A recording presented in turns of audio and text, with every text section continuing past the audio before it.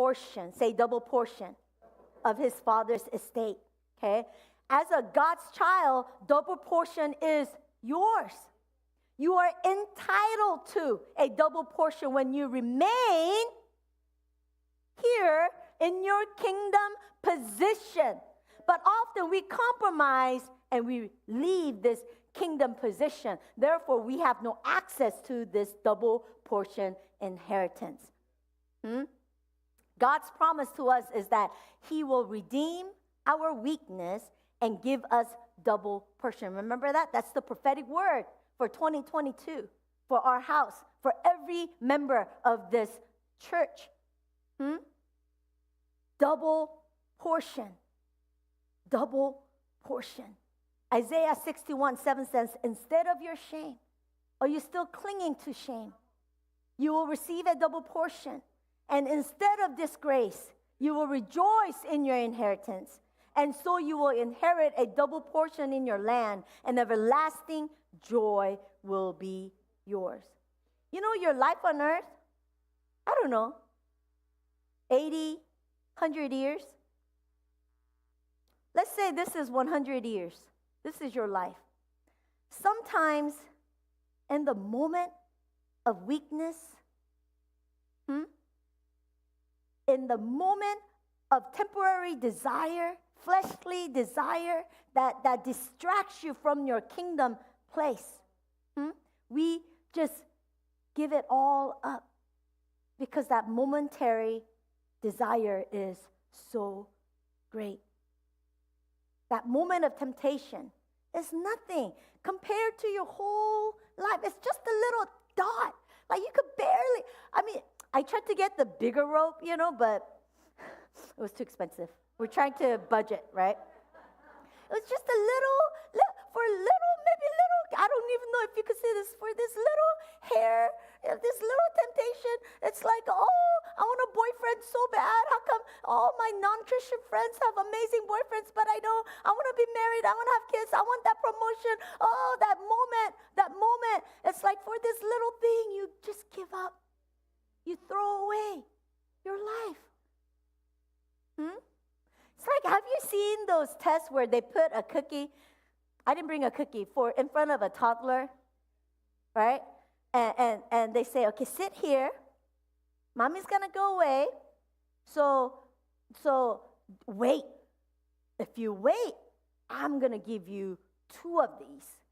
But if you don't wait, that's all you get. Right? And then what do they do? Most of kids, can they wait? There are promises of God. Double portion is the promise of God. God is saying, yeah, it looks yummy right now, but it's just temporary. But if you wait, if you hold on to your kingdom DNA, the values and the beliefs that I have put in you, if you just hold on, not just a half a donut, God is going to give you unlimited access to healthier food that's better for you. Genesis chapter 25, verse 29, it says, now Jacob cooked a stew, and Esau came in from the field, and he was weary. Everybody say weary.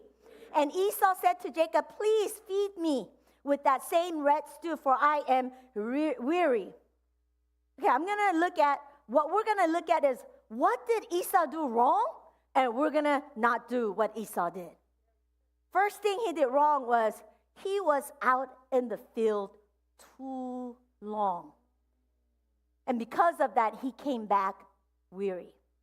When you are out in the world too long, you're going to become weary to believe for the promises of God. Did God really say this? Is he really going to do this on my behalf? I don't think so. And you will be more than ready to compromise and give up your convictions. Give up your kingdom spiritual DNA. When you're weary, you must be careful. When you're weary emotionally, when you're too tired physically, you got to be careful. I was telling Benjamin, I'm tired, man. I can't do this anymore. Why? because this pandemic has been too long. I'm like, I gotta go on the mission field, or else I can't even do the normal things in life.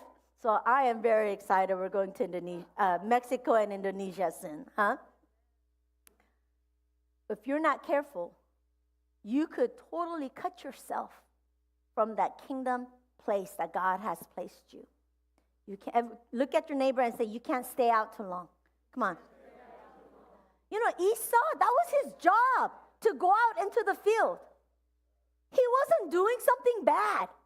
He wasn't sleeping around. He wasn't stealing. He was out in the field hunting. That was his job.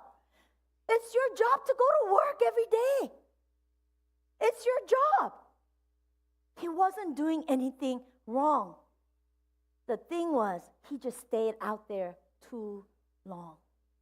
He needed to come in and be in the right environment where he can get fed. You cannot disconnect from the Word of God, from the community of believers too long and think you're going to be okay because you're a believer. You stay out there too long, you're not going to be able to see your situations, your hunger, your birthright right. You're going to believe what the world says more than what the Word of God says. Look at me. Listen to me. Your current need and desires, I know it seems like life and death, but they're just a dot. Where's that little thing I threw away? I lost it. Here it is. It's just a dot. It's just a little tiny hairline thing. That's it. It's not life and death. You're not going to die. He said, I'm going to die. You're not going to die. Look at verse 31. Jacob says, sell me your birthright as of this day. And Esau said, look, I'm about to die. So what is this birthright to me? The enemy is constantly tempting you and I to sell our birthright. Are you lonely? Sell me your birthright. Are you hungry? Sell me your birthright. Are you sad? Are you disillusioned? Are you weary of believing? Sell me your birthright. What is your conviction when you're so weary and you think you're going to die? Keep myself pure until I get married? That's nothing to me